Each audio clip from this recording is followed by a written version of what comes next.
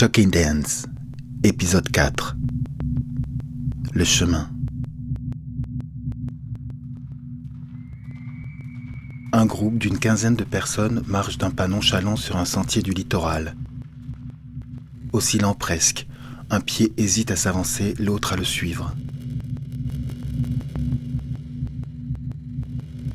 En tête du petit groupe d'endormis, deux chevelus accolés se tiennent par la taille.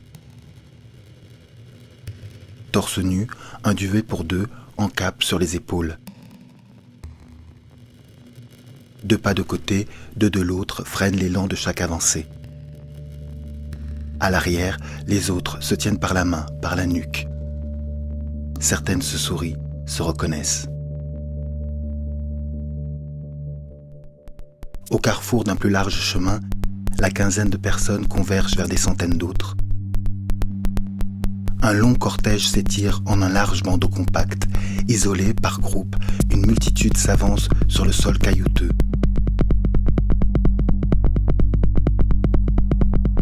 Les talons attaquent, muscles des cuisses contractés, le bassin s'avance, les pieds se déroulent, de la pointe repousse, les genoux plient, se tendent.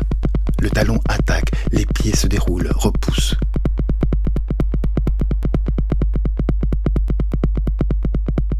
Certaines personnes, en bermuda et t-shirt, gardent les mains agrippées à la lanière des sacs à dos, d'autres, les mains fourrées dans les poches des blousons. Certaines, parkas et pantalons de camouflage, se donnent le bras, d'autres, en ponchos en laine, aux motifs géométriques, cheveux longs, bras ballants, cheminent. Certaines, vestes en daim frangées, cheveux courts et bourriffés, d'autres, la tête couverte d'une capuche de sweat noir. Certaines, affublées de perruques vertes, deviennent volubiles. D'autres, silencieuses, sous la visière de casquettes baissées, ont les traits tirés par des heures de marche. Pieds nus ou chaussures coquées, baskets, bottes en plastique, venus en masse, l'élan des marches les porte à pas déterminés. En nombre, à leur rythme, les talons attaquent, muscles des cuisses contractés, le bassin s'avance, les pieds se déroulent, s'enfoncent, poussent de la pointe le sol caillouteux. À chaque avancée, les talons attaquent, les pieds se déroulent, repoussent de la pointe, les genoux se plient, se tendent, du talon attaque, se déroule, repousse. Chaque pas foule avec fermeté, cherche à adhérer au sol irrégulier. Les épaules vers l'avant, les bras balancés, le souffle expulsé déplace un flux continu de marche plurielle.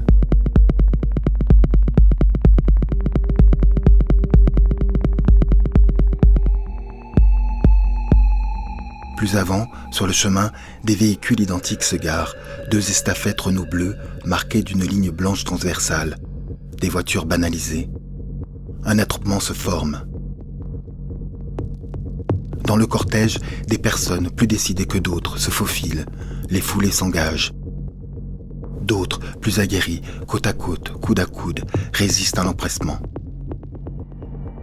Le petit groupe de décidés s'intercale en quinconce, dépasse les alignés, s'avance en tête du cortège.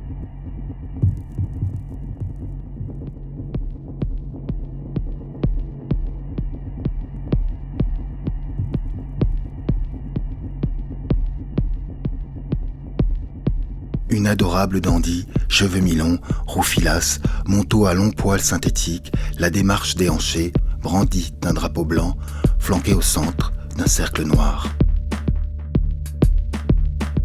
Comme une victoire annoncée, le cortège continue d'avancer. Les marches s'accordent, déterminées, accélèrent, prêtes à faire front.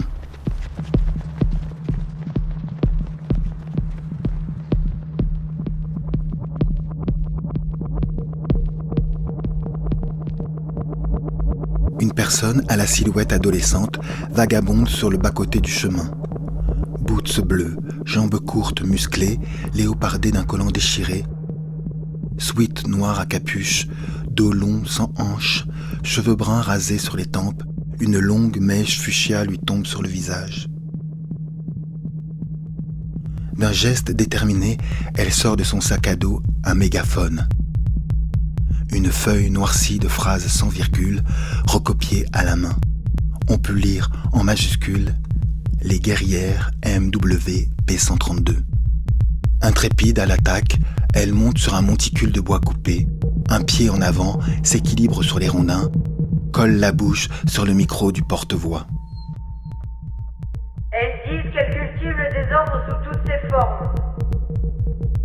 La confusion, les troubles, les discussions violentes, les désarrois, les bouleversements, les dérangements, les incohérences, les irrégularités, les divergences, les complications, les désaccords, les discordes, les collisions, les polémiques, les débats, les démêlés, les rixes, les disputes, les conflits, les débandades, les débâcles, les cataclysmes, les perturbations, les querelles, les agitations, les turbulences, les déflagrations, le chaos, l'anarchie.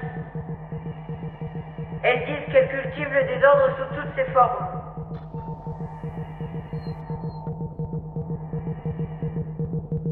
Dans le cortège, les bras se lèvent au-dessus des têtes, des centaines de mains s'agitent comme d'autres applaudissent.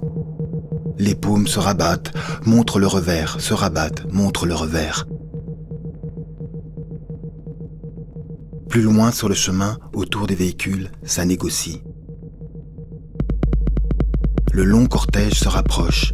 À quelques mètres de l'attroupement, dévie, à gauche, sur une voie d'accès privé. Les décidés font tomber une barrière forestière. La foule, d'un bloc, bifurque. Près des véhicules, certaines personnes parlent face à d'autres. Ça vérifie. Des chiens tenus en laisse reniflent, d'autres frétillent de la queue. Certaines personnes, plaquées contre des véhicules, bras et jambes écartés, se font palper par d'autres. Ça cherche, ça fouille au corps, ça contrôle le trouble. Ça s'agite, en nombre, la plupart quittent l'attroupement, rejoignent le cortège. L'élan de la multitude des marches porte au rassemblement.